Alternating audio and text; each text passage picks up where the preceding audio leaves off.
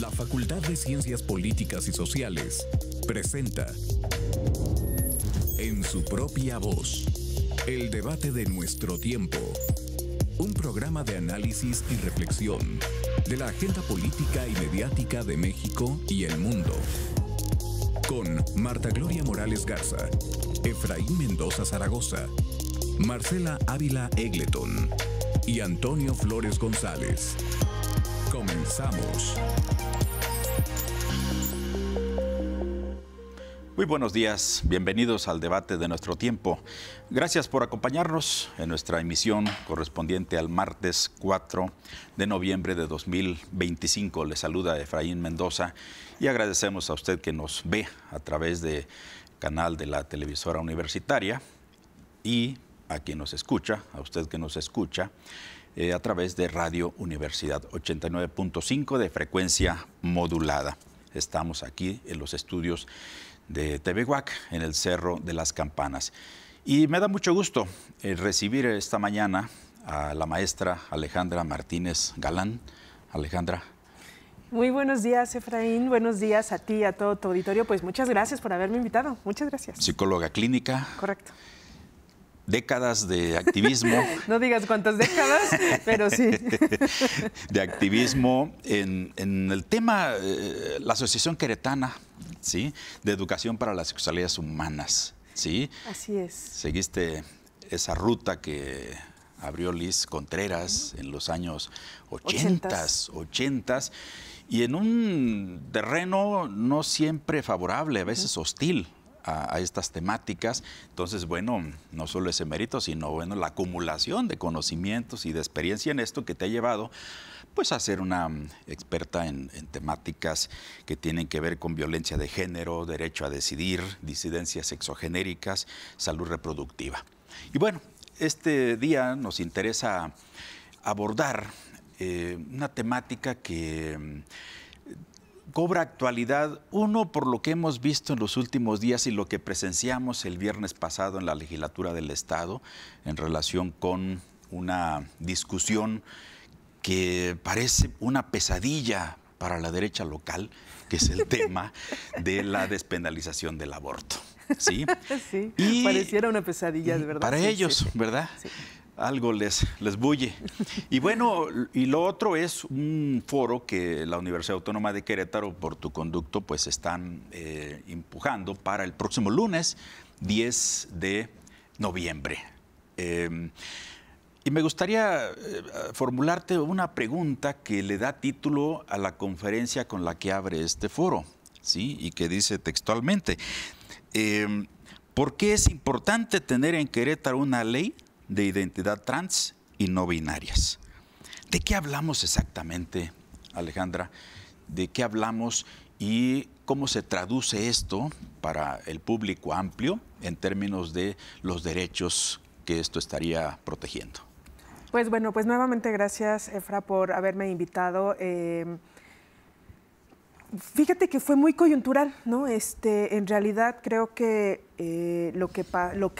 cómo se genera como la idea del foro y cómo presenciamos la semana pasada, pues esta pesadilla que ha sido para la derecha queretana desde hace muchísimos años, los temas de derechos humanos, ¿no? Y particularmente pienso en los temas de derechos sexuales, lo que implica todo lo que tiene que ver con diversidad sexual, y en el tema de derechos reproductivos, la gran pesadilla que ha sido el tema del aborto, ¿no? Porque pues han sido décadas luchando y buscando esta posibilidad.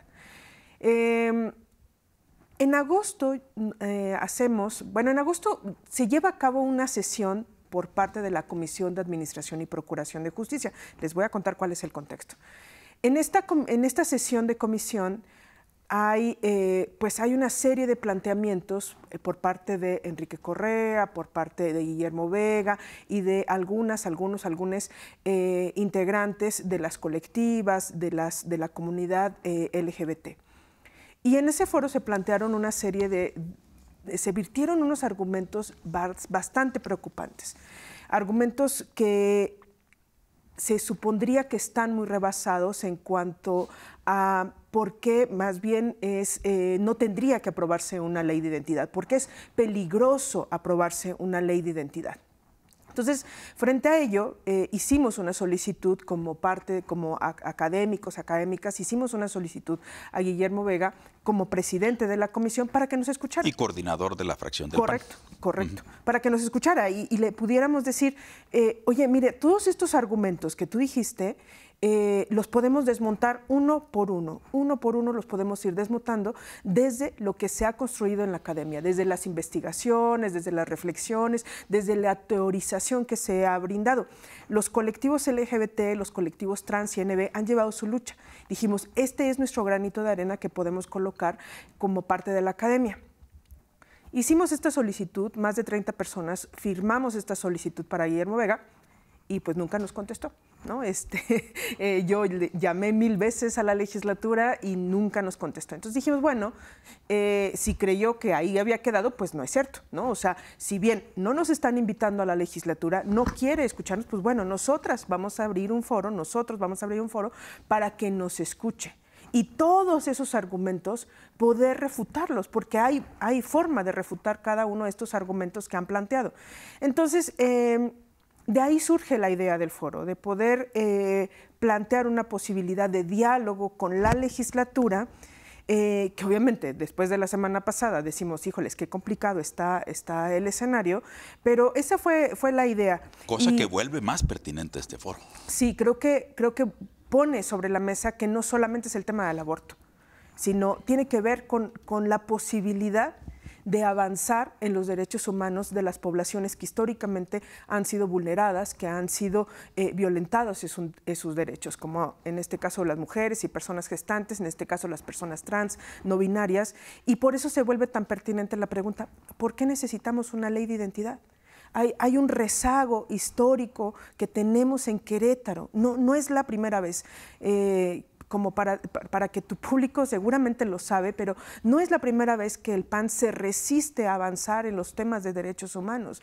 Obviamente hoy, cuando ya tenemos a casi todos los estados de la República Mexicana que han aprobado leyes de identidad y Querétaro sigue estando en el olvido justamente por estas cosas que se tienen en la cabeza por parte de diputadas, diputados, y que lo mismo pasa con el tema del aborto, ¿no? En toda la República se ha avanzado para poder tener leyes que garanticen la posibilidad que las mujeres no puedan ser criminalizadas y que puedan tener una posibilidad real de acceder a una interrupción del embarazo, que sea avalada, que pueda ser acompañada por parte del Estado como parte de sus obligaciones, pues lo que vemos es tenemos que dialogar sobre la importancia, la pertinencia que tiene que en Querétaro podamos avanzar en una ley de identidad trans y no binaria. A este foro entiendo que están también pues invitando a los propios legisladores. ¿Hay compromiso ya de ellos de asistir en calidad pues de escuchas y de pues, personas que van a legislar, que ha sido un problema que yo he percibido aquí en Querétaro, no sé si en todo el país, de que muchos legisladores cuando son estos temas dicen que van a atender su voto según su conciencia individual sí. O según su religión, ¿sí? Sí. Cuando se trata de derechos. Correcto. Cuando en el asunto del aborto hay una serie de antecedentes, definiciones de la Suprema Corte de Justicia de la Nación de hace muchos años, cuando desde 2007 en el Distrito Federal, bueno, en la hoy Ciudad de México, pues también se comenzó a poner ya el acento en estos temas en beneficio de, particularmente de las mujeres gestantes.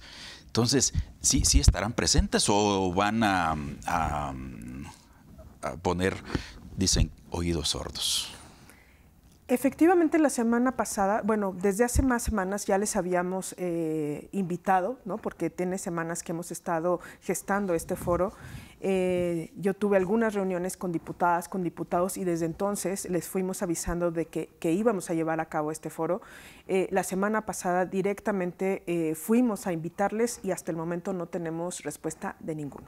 Ni de los panistas, ni de los morenistas, ni de ninguna fracción parlamentaria. Esto es importante porque en el trasfondo, Bueno, hay 2 iniciativas de ley que están en la congeladora desde enero. Hay que preparar el pastel de cumpleaños, las velitas, porque en enero se cumple 1 año de que está la iniciativa presentada por la Defensoría de los Derechos Humanos del Estado y también por otra iniciativa firmada por 16 diputados, empujada por el diputado Maximiliano García Pérez, hoy morenista, y que siguen pues guardadas en una parálisis legislativa que tiene que ver con otras circunstancias, pero que en el fondo pues es muy funcional para esta resistencia de la derecha local. Claro, porque también el asunto es que sabemos que la fracción parlamentaria del PAN no está convencida, ni de este ni de otros temas relacionados con el avance de los derechos humanos. Pero ¿qué pasa con los partidos de oposición? ¿No? Tendríamos que estarlos viendo y mirando que formándose, informándose, aunque estén convencidas o convencidos, o no sé si lo estén, ¿no? O sea, no sé si sea finalmente una directriz del partido y desde ahí estén solamente respondiendo a ella, o de verdad estén convencidas y convencidos de que es necesario e importante que las personas trans y no binarias puedan tener una ley de identidad que les garantice su libre acceso a su personalidad, que implique que puedan cambiar y modificar sus papeles sin un juicio de amparo, sin tener que ir a la Ciudad de México, que ha sido una solicitud que han hecho los grupos, pero ni siquiera Morena ni ningún otro partido ha mostrado inquietud por poder asistir al foro. Y eso me llama la atención, ¿no? Te digo, no solamente es que si están convencidos, pues ya no tengo que ir al foro, ¿no? Pues vengan, claro. Vengan, o sea, avalen, acuerpen lo que implica esta iniciativa, porque evidentemente lo que pasó la semana pasada con Acción Nacional en la comisión específicamente de Administración y Procuración de Justicia, donde está también la ley de identidad, nos muestra claramente hacia dónde vienen las iniciativas que caigan en esa comisión. ¿Por qué nuevamente cae en esa comisión? Que fue de rechazo. Correcto, pero de rechazo yo lo decía, yo lo dije en varias entrevistas la semana pasada, dije, yo tengo muchos años dando seguimiento y yo nunca había visto un desprecio tan grande como el que vi el jueves pasado por parte de estos legisladores. Un desprecio tan grande a las mujeres, un desprecio tan grande a los derechos humanos. Era doloroso mirar las risas burlonas, la manera de jactarse de haber rechazado esta iniciativa. Yo nunca lo había visto.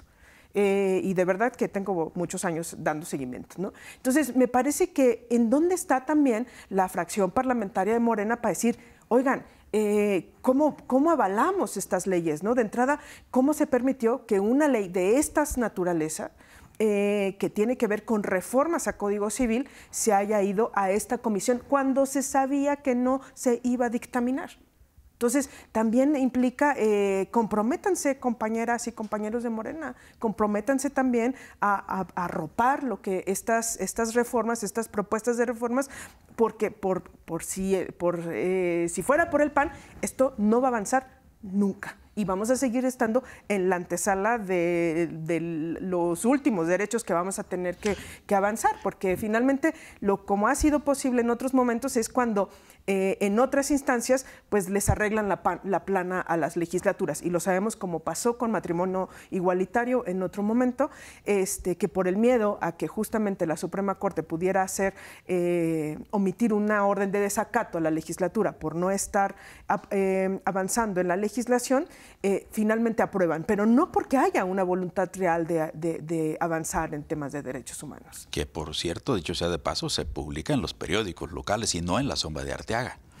Es correcto. Sí, es decir, hubo una resistencia, cosas, ¿sí? No solo de la legislatura, sino del Ejecutivo, ya en la administración actual. Y bueno, estas 2 iniciativas que están en la congeladora y que también tienen un poco en trasfondo la temática del foro, me gustaría que nos pudieras, Alejandra, comentar un poco el alcance de lo que se estaría proponiendo en esta necesaria legislación sobre infancias y adolescencias trans. ¿Qué normas son las que se estarían previendo? Sobre todo, bueno, creo que en el tema de infancias y adolescencias es en donde existe una mayor resistencia, en donde existen todavía un montón de mitos alrededor en torno a la hormonización, en torno a la mutilación de infancias, y por eso es que hay 2 espacios para hablar de infancias y adolescencias. Un primer espacio por parte de Jennifer Blanco, que es presidenta de la Asociación Nacional de Infancias Transgénero, que ella ha hecho, y como asociación han hecho muchísimo cabildeo en varios congresos del país para poder quitar como todas estas marañas que existen en torno a lo que implica para infancias y adolescencias, y que justamente para niñas, niños, adolescentes que viven en muchas situaciones de mayor vulnerabilidad, porque es necesario e importante también que la ley les reconozca.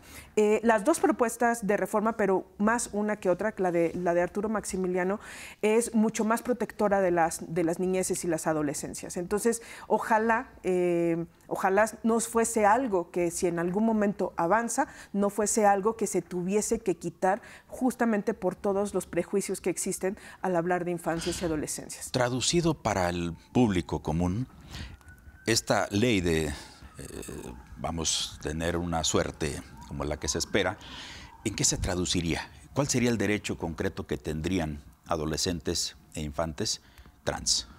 A poder elegir su identidad. Eso es.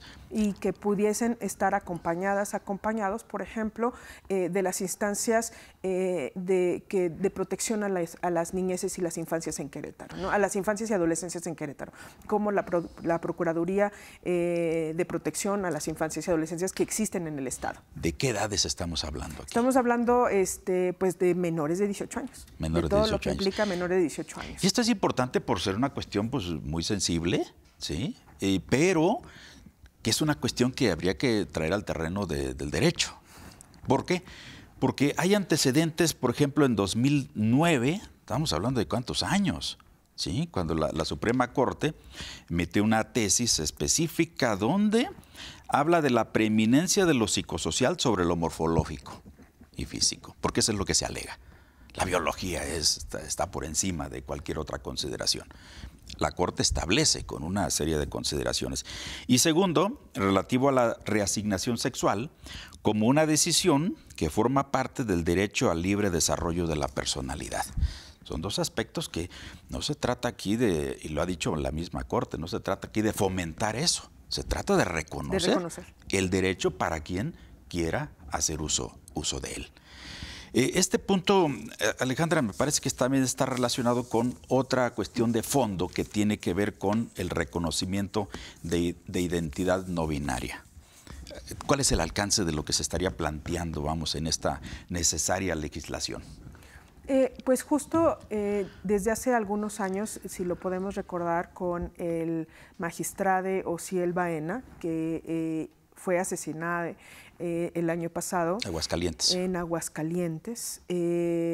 Tuvo una lucha, Osiel, justamente para que pudiera reconocerse todo lo que implica, todo lo que es el espectro trans, incluido dentro de este espectro las personas no binarias, ¿no? De hecho, esto es un avance que ya se tiene, que se ha ido reconociendo para la Secretaría de Relaciones Exteriores, para los pasaportes, para el Instituto Nacional Electoral, para poder las identificaciones que se tiene en el INE, que sabemos que es la identificación oficial que tenemos en México y que conlleva también el reconocimiento para la ejecución de los derechos político-electorales. Entonces, bueno, es parte del reconocimiento de lo que ya existe, Efraín. O sea, esto que tú dices, no se está inventando el hilo negro, no estamos promoviendo nada, más bien es parte de reconocer la existencia de la diversidad de maneras, de la diversidad de formas que existen para que las personas puedan identificarse y que el Estado pueda ser garante de esta identificación, ¿no? Yo creo, también voy a hacer una aportación más. Cerramos con una mesa de diálogo muy desde la territorialización, desde lo que pasa en Querétaro. Y la doctora María Elena Mesa de Luna, que es profesora investigadora de la Facultad de Ciencias Políticas, va a presentar los resultados de una investigación que se hizo en Querétaro que en adolescencias de nivel secundaria, en donde se pudo hacer una investigación de personas trans y no binarias en muchos aspectos.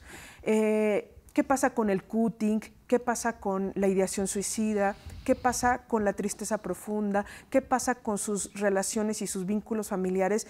Y nos vamos a sorprender, porque los resultados son dolorosísimos. O sea, miramos que sí, es un tema de derecho, el derecho lo tiene que garantizar porque hoy hay un sufrimiento para las niñas, niños, niñas, para las y les adolescentes, de lo que implica. Por un lado, sí, por ejemplo, en adolescencias, lo que conlleva por sí mismo ya enfrentarse a la adolescencia, pero también lo que implica que no haya un reconocimiento de quiénes son, de cómo quieren ser nombradas y cómo puede esto transformarse en sus documentos, cómo puede transformarse en la manera en cómo se les puede hablar. Y por supuesto, como les digo, hay que derribar todos esos mitos que ponen como, ay, van a hormonizar las infancias. No, no es cierto. Van a mutilar las infancias. No, no es cierto. Vengan al foro para que escuchen a personas que son expertas, para que se quiten todos estos prejuicios que hay y más bien justo que puedan entender por qué es necesario frente a las realidades que hoy tenemos de niñas, niños y adolescentes. ¿Algún dato que nos puedas adelantar de lo que arroja este estudio? Mira, a mí me tocó trabajar en este estudio la parte de ideación suicida y de tristeza profunda. Y yo te podría decir que en personas trans es 50% más que en personas cisgénero, y en personas no binarias es hasta 7 veces más probable que tengan ideaciones suicidas, ¿no?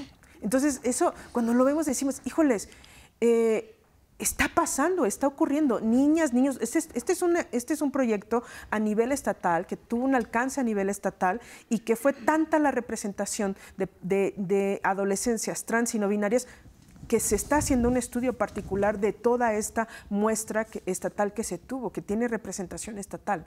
Entonces, es una investigación seria llevada por una doctora de la facultad, súper seria, acompañada de muchas otras personas de la academia en la universidad, que están reconociendo cuáles son las implicaciones de que un Estado no esté garantizando. ¿Esto, en tu opinión, es un problema de esta época o solamente en esta época se está visibilizando más? Yo creo que lo estamos visibilizando más. Yo creo que cada vez más ha habido la posibilidad de que las personas puedan tener los elementos para reconocerse, ¿no? Seguramente esto siempre había ocurrido, pero no había forma de nombrarlo. Hoy tenemos formas de nombrarlo, hoy tenemos formas de acomodarlo y podemos decir esto que está ocurriendo, como sociedad tenemos que responder ante ello.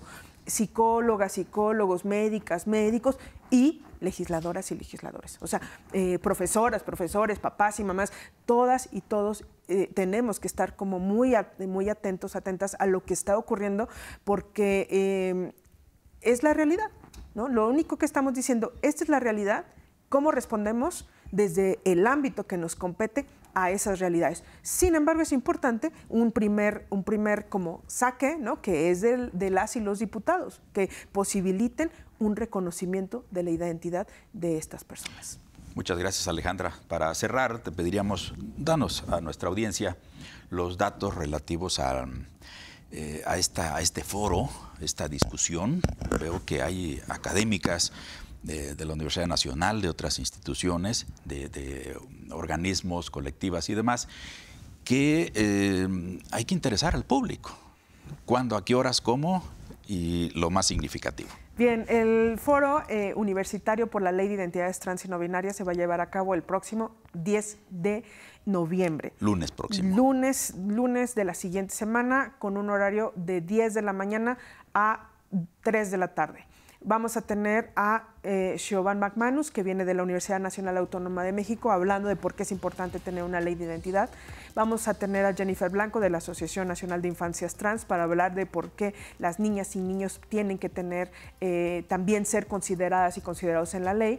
Va a venir Kenia Cuevas, que es una activista que ha hablado mucho sobre el tema de la discriminación y la violencia a las personas trans y no binarias. Entonces, bueno, les esperamos, espero que puedan acompañarnos. Va a estar increíble.